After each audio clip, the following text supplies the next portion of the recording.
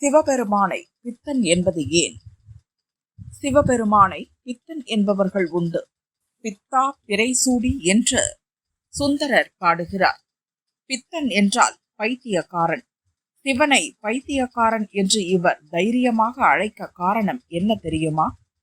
சிவனின் மனைவி பார்வதி தேவி கருணை கடலாக விளங்குகிறாள்.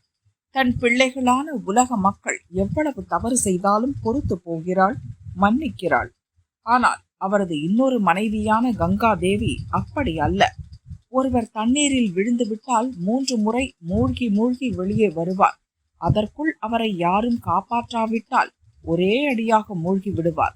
அதனால்தான் தண்ணீரும் 3 முறை பிழை பொறுக்கும் என்பர்.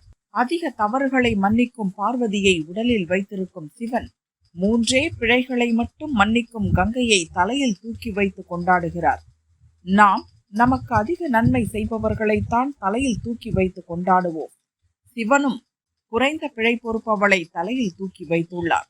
இந்த பைத்தியக்காரத்தனத்தால் தான் அவரை பித்தன் என்று பாடுகிறார் சுந்தர்.